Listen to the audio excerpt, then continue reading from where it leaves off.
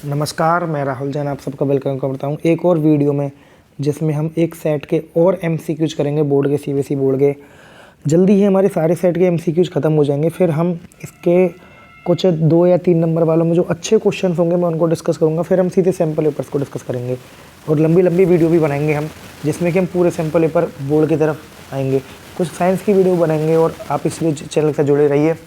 जैसे पहला क्वेश्चन है, number of polynomials having zeros -3 और 5। अब इसमें कुछ बच्चों को डाउट रहता है इसमें कि ये वाला क्वेश्चन हमारे पास, वो इसमें क्या डाउट में रहते हैं, इस वाले क्वेश्चन डाउट में रहते हैं कि वो एक पॉलिनोमियल बनेगा, जबकि वो बिल्कुल गलत है। इसमें पॉलिनोमियल हमेशा इनफाइनाइट बनते हैं, हमारे इनफाइनाइट पॉलिनोमियल होते हैं। क्योंकि आगे जब मैं पॉलिनोमियल बनाता हूँ तो मैं बताता हूँ के लगाते हैं हम, के एक्स स्क्वायर माइनस, पहली वीडियो को देखना मेरी वाली को, इस चैप्टर सेकंड चैप्टर की वीडियो पूरी पड़ी हुई है। X square minus sum of zero जो कि 2 आएगा,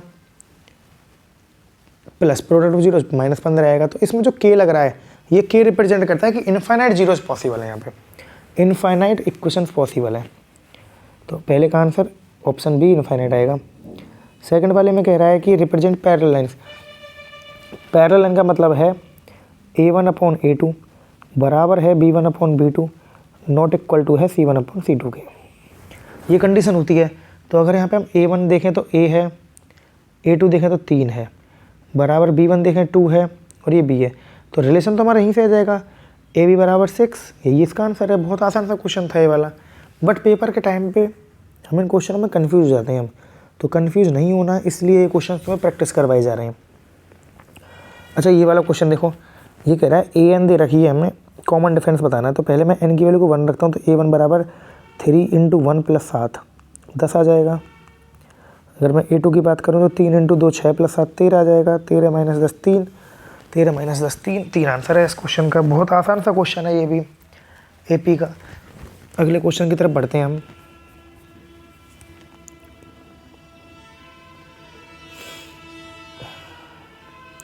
ये वाला क्वेश्चन देखिए, सिमिलरिटी का बहुत अच्छा सा क्वेश्चन, बहुत प्यारा सा क्वेश्चन। ये देखो 2 है तो यहाँ पे 4 सिमिलरिटी लग रही है, पैरेलल नहीं सिमिलरिटी है इसमें। तो मैं ये बताता हूँ गलती क्या करते हैं हम ना 3 का डबल 6 कर देते हैं और आंसर लगा जाते हैं। बट ये 2 का 4 हो रहा था, 3, ये 2 और 3 कितना हो गया, ए भी कितना है 5 है, तो ये 5 का डबल होगा 10। तो इसका आंसर 10 है इसका आंसर। गलती बस हम ये करते हैं, 2 का 4 लगाया हमने, 2 का 4 देखा और 3 का 6 लगा दिया हमने, बट वो पूरी लाइन है, सिमिलरिटी है ये। यहाँ पे बीपीटी का यूज़ नहीं कर रहे हैं हम, यहाँ पे हम सिमिलरिटी का यूज़ कर रहे हैं हम। तो सिमिलरिटी का जब यूज करते हैं तो पूरी लाइन को लेते हैं हम, क्योंकि रेशियो फिर यहाँ इस तरह से बनता है कि AD/DE बराबर AB/BC। ठीक है, उम्मीद करता हूँ समझ में आ गया होगा क्वेश्चन आपको। ऐसे जल्दी जल्दी ही क्वेश्चन करने पड़ते हैं हमें पेपर में। अच्छा, ये वाला क्वेश्चन देखिए, एक क्वाड्रेटिक इक्वेशन जिसके रूट्स ये है, तो पता है कि x² minus sum of zeros, दोनों का सम अगर मैं निकालूं तो अगर मैं इन दोनों को जोड़ूंगा तो √3 से √3 कट जाएगा तो 4 बचेगा, 4x plus product of zeros. तो a + b a - b होता है a² - b², मतलब 2 का स्क्वायर 4 - 3 1 आएगा, तो x² - 4x + 1, तो ऑप्शन ए आएगा इसका। अगले क्वेश्चन तरफ बढ़ते हैं। इसके एमसीक्यूज थोड़े अच्छे थे, अच्छे लेवल के एमसीक्यूज दिए थे इस वाले सेट में। ये वाला क्वेश्चन देखिए, इसको कुछ बच्चे क्या करते हैं, ट्रायंगल बनाने लगते हैं। जो मैं तरीका बताऊंगा वो करना आप। मेरे को tan थीटा की वैल्यू गिवन है, मैं tan थीटा बना दूंगा। मैं यहाँ पूरे में cos से डिवाइड कर देता हूँ ऊपर नीचे, तो ये बन जाएगा tan थीटा + 1 tan थीटा - 1। तो tan थीटा की वैल्यू 5/12, तो 5/12 + 1 5/12 - 1। एलसीएम लोगे यहाँ पे तो 17/12 हो जाएगा, यहाँ पे -7/12 हो जाएगा, 12 से 12 कट जाएगा तो माइनस का 17/7। तो तरीके आने चाहिए तुमको क्वेश्चन को सॉल्व करने के। अगर तुम इसी में 1 नंबर के क्वेश्चन में ट्रायंगल बनाओगे और ये करोगे वो करोगे वो करोगे तो तुम फिर बहुत पीछे रह जाओगे, पेपर बहुत रह जाएगा तुम्हारा। स्मार्ट वर्क भी तुम्हें आना चाहिए करने के लिए। डिस्टेंस फार्मूला सारे क्वेश्चन इसमें कैलकुलेटिव दिए थे। इसमें x2 - x1 करेंगे हम, तो ऊपर कर लेता हूँ, ऊपर जगह बहुत है। Root of formula, distance formula सभी को आता होगा, -2/3 -11/3 का स्क्वायर प्लस में 5 - 5 का स्क्वायर। तो तुम्हें पता है 5 - 5 तो 0 हो जाएगा। इसको सॉल्व करेंगे तो ये माइनस का 2/3 प्लस का 11/3 जो कि 3 का स्क्वायर ही होता है। 3 का स्क्वायर 3 ही हो जाएगा, 3 के स्क्वायर का रूट, क्योंकि -2 + 11 हो गया 9/3। 9/3 का मतलब 3, 3 का स्क्वायर ऊपर रूट भी लगा हुआ है, तो आंसर हमारा सीधे 3 आ जाएगा इसका।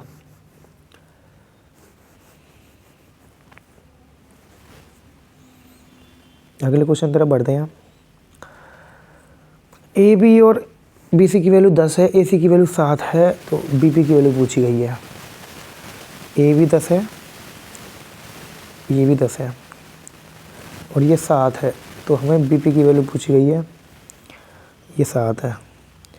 देखो मैं इसको x मान लेता हूँ, ये x माना हमने, तो ये वाला मेरे पास 10 - x हो गया। अब देखो टेंजेंट से ये भी x है तो ये भी x होगा, तो ये भी 10 - x हो जाएगा, तो ये भी 10 - x और ये भी 10 - x, तो 10 - x a आ रहा है मेरे पास, 10 - x c आ रहा है मेरे पास, और दोनों का जोड़ है मेरे पास 7। 10 और 10 20 हो गया, 20 - 7 = 2x हो गया, क्योंकि देखो ये 7 जो प्लस का है वो उधर जाके माइनस का हो जाएगा, 2x इधर आ जाएगा हमारे पास, तो 13 = 2x हो गया, तो x की वैल्यू 6.5 आ गई। तो जो मैंने जो माना था बीपी मेरे पास 6.5 आ गया। बस डायरेक्ट भी कर सकते थे, जब भी आइसोसेलेस ट्रायंगल के अंदर होता है तो ए आर और ये बराबर होते हैं, तो ये 7 था तो 3.5 होने थे। बट मैंने तुम्हें फिर भी पूरा सॉल्यूशन बताया इसका कि पूरे सॉल्यूशन में किस तरह से होगा ये वाला क्वेश्चन। टेंजेंट का क्वेश्चन इस तरह से आता है, जैसे इसमें एक कॉन्सेप्ट बताना चाहूँगा मैं तुम्हें। एक ट्रायंगल है, इस तरह से इसमें ये होता है, ये साइड ए है, ये साइड बी है, ये साइड सी है, राइट एंगल ट्रायंगल के अंदर, और इसकी रेडियस आर है। रेडियस जब भी पूछी हो तो दोनों साइडों का सम, उसमें से हम हाइपोटेनस माइनस करते हैं, डिवाइड बाई 2 कर देते हैं। यहाँ से हमारे पास इस वाले क्वेश्चन को हम बहुत आराम से कर सकते हैं। ठीक है, अगले क्वेश्चन तरफ बढ़ते हैं। एक कॉन्सेप्ट मैंने बताया बीच में,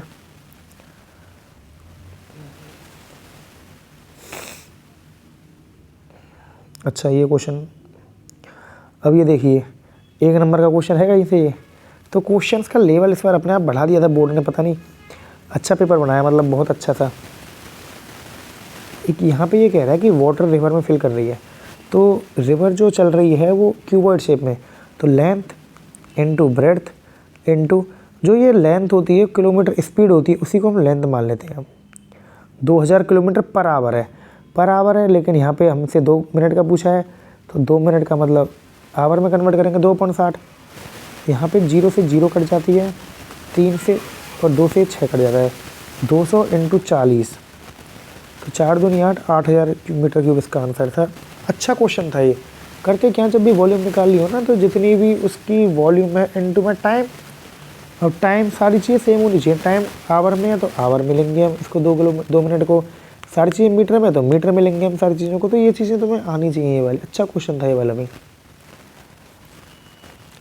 अगर अच्छा ये वाला क्वेश्चन है कि ये फॉर्मूला पता होगा, 3 मीडियन बराबर मोड प्लस 2 मीन होता है, एम्पेरिकल फॉर्मूला।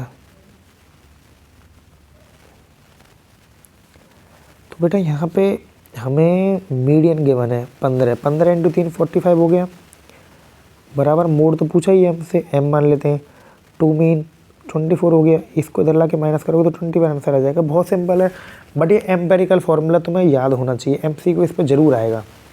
3 मीडियन बराबर मोड प्लस 2 मीन। एक ये क्वेश्चन था, ये बहुत आसान, ये आसान क्वेश्चन था, इसको ऐसे मैं ज्वाइन कर दूंगा, तो ये एंगल आपको पता है 90 होता है। ओ ए की वैल्यू 6 दे रखी है, रेडियस निकालनी थी, रेडियस इसमें ओ भी होगी, तो तुम देखोगे तो परपेंडिकुलर, अगर मैं साइन लगा दूँ कि परपेंडिकुलर पूछा है, हाइपोटेनस क्या बने, sin 30 बराबर perpendicular O B upon hypotenuse 6, sin 30 की वैल्यू 1/2 होती है, 2 से कटेगा 3 बार, तो ओ बी की वैल्यू 3 आ गई यहाँ पे। अच्छा क्वेश्चन था ये वाला भी। एक और क्वेश्चन, वैसे तो ये आइडेंटिटी होती थी cos 60 की, बट मैं इसको तरीके से हम इस तरह से करेंगे, हम यहाँ से एक मिनट, यहाँ से मैं वैल्यू पुट कर लूँ कि 2 × में 1/√3 अपॉन 1/1 + √3 का स्क्वायर, तो 2/√3 अपॉन में 1 + 1/3, तो 2/√3 इंटू अपॉन में 4/3 आएगा। इसको सॉल्व करेंगे हम तो 2/√3 इंटू में 3/4 हो जाएगा। इससे कटेगा √3 बार, इससे कटेगा 2 बार, तो √3/2 आ गया इसका। अब √3/2 sin 30 नहीं होता, cos 60 नहीं होता, sin 60 होता है। sin 60 ही इसका आंसर था इसका। sin 60 √3/2 होता है। समझ गए होंगे सारे बच्चे। सीधी वैल्यू पुट करनी थी। अच्छा क्वेश्चन था ये वाला भी, कैलकुलेटिव क्वेश्चन थे इसमें सारे। अच्छा यहाँ पे कह रहा है ABC और DEF है, और AB/DE कह रहा है, BC/DF कह रहा है। तो एंगल कौन सा बराबर होना चाहिए, एंगल बराबर कौन सा होना चाहिए? तो देखो एंगल, जब ये साइड बराबर है तो उनके बीच वाला angle, ACS similarity. ACS similarity के लिए देखो इनमें ऊपर वालों में कॉमन कौन सा है, बी है, नीचे वालों में कॉमन कौन सा, डी है। तो एंगल बी बराबर एंगल डी आना था इसका। बस तुम्हें देखना है कि इन दोनों में लेटर कौन सा कॉमन आ रहा है। जो भी लेटर कॉमन आ रहा है वही हमारा इसका होगा common. 11th term from the end, एक और अच्छा क्वेश्चन। एंड से टर्म का formula L - n - 1 into D. L है हमारे पास -62 माइनस n - 1 11 - 10 1 डी हो जाएगा, और डी हमारे पास -3 था, 7 - 10 करके, तो -62 + 30 आंसर था इसका, -32। अच्छा क्वेश्चन था ये भी। 11th term from the end, L - n - 1 into D होता है इसका आंसर। अगले क्वेश्चन की तरफ बढ़ते हैं हम। एटलीस्ट वन टेल, कम से कम एक टेल, एक से ऊपर कितने भी हों, तो एक टेल, 2 टेल ही हो सकते हैं 2 कॉइन में, 3/4 इसका आंसर होगा। ठीक है, अगला क्वेश्चन है हमारे पास, ये वाला भी अच्छा क्वेश्चन था। इसमें एंगल BAO पूछा गया था। अगर देखो इसको मैं ज्वाइन कर दूँ, सॉरी, इसको मैं अगर ज्वाइन कर दूँ तो ये एंगल जो मेरे पास 120 है, तो ये वाला एंगल 60 हो जाएगा। ये 60 है तो 30 हो जाएगा, और ये 30 है तो ऊपर वाला 30 हो जाएगा, तो इसका आंसर 60 आना था इसका आंसर। ठीक है, can not be probability, probability कौन सी हो सकती है? ये तो हो सकती है बिल्कुल जीरो हो सकती है, 0 पॉइंट, ये क्वेश्चन अच्छा था, 0 पॉइंट, ये भी हो सकती है। ये नहीं हो सकती क्योंकि इसको अगर हम पॉइंट हटाएंगे तो ये 700/1 हो जाएगा। 700/1 नहीं हो सकती, ये हो सकती है। तो इसका आंसर ये था, क्योंकि प्रोबेबिलिटी हमेशा, जो प्रोबेबिलिटी होती है हमारे पास, वो 0 से लेके 1 के बीच में होती है। तो ये तो 1 से बड़ा चला के, इसलिए नहीं होगी इसकी। अगले क्वेश्चन तरफ बढ़ते हैं, 18वां क्वेश्चन। अच्छा ये वाला क्वेश्चन, अगर हम देखो हर टर्म को डिक्रीज करते हैं 2 से, तो मीन भी हमारा 2 से ही डिक्रीज होता है। अगर हम मीन भी इसका 2 से डिक्रीज होगा तो इसका आंसर वही आएगा, ए वाला। बस आप एक चीज़ ध्यान रखना, अगर 2 से बढ़ाते तो 2 से बढ़ जाता, 2n से बढ़ाते 2n से बढ़ जाता। ठीक है, अच्छा ये वाला एक इसकी केस स्टडी अच्छी थी, इसकी केस स्टडी, डाउट रहा था बच्चों को इसमें, मैं क्लियर करता हूँ वो डाउट सारे। इसमें ये कह रहा है पहला क्वेश्चन, बाकी सभी सेट्स में जब सबसे टफ जो मुझे लगे क्वेश्चंस कैलकुलेटिव वो इसी के लगे बस बच्चों के हिसाब से। ये 4,3 है, ये x,5 है, सेंटर 2,3 है इसका। तो आपको पता है ये कि मिड पॉइंट, थोड़ा सा क्लियर लिख देता हूँ इसको मैं, मिड पॉइंट फॉर्मूला अगर मैं लगाऊंगा तो वो होता है x1 + x2, मतलब 4 + x/2 बराबर 2। क्रॉस मल्टीप्लाई करोगे 2 का 2 में 4 हो जाएगा, 4 - 4 कितना होगा, 0 होगा इसका आंसर। जबकि यहाँ पे x की वैल्यू 2 दे रखी है, तो बिल्कुल ये गलत था सर हमारा रीजन इसका, बिल्कुल ठीक ही होगा फिर तो इसका। तो इसलिए इसमें भी कुछ बच्चे गलती करके आए थे, नहीं पता चला था उनको, बट तुम्हें पता होना चाहिए कि 4 + x बराबर ही होता है। मिड पॉइंट फॉर्मूला लगता है, कभी सर्कल वाले क्वेश्चन आएगा जो इस तरह का। अच्छा 5 की power n can not and with digit 0, तो बिल्कुल देखो 5 की पावर n के अंदर 2 नहीं है, अगर 2 होना चाहिए, 2 है तो 0 से एंड हो सकता है, नहीं अदरवाइज नहीं होगा, तो बिल्कुल नहीं होगा। और prime factorisation 5 has only 2 factors 1 and 5, बिल्कुल ठीक है ये वाला भी। असर्शन ठीक था, रीजन भी ठीक था, लिंक भी है इनमें, क्योंकि जब भी तो ये फंडामेंटल थ्योरम ऑफ अर्थमेटिक्स से ये उसका वो नहीं हो रहा। तो ये क्वेश्चन अच्छे थे, ये क्वेश्चन 20 क्वेश्चन हमने ख़त्म करवाए एक सेट के, और आगे वीडियो लेके आएंगे हम। तब तक के लिए बाय बाय।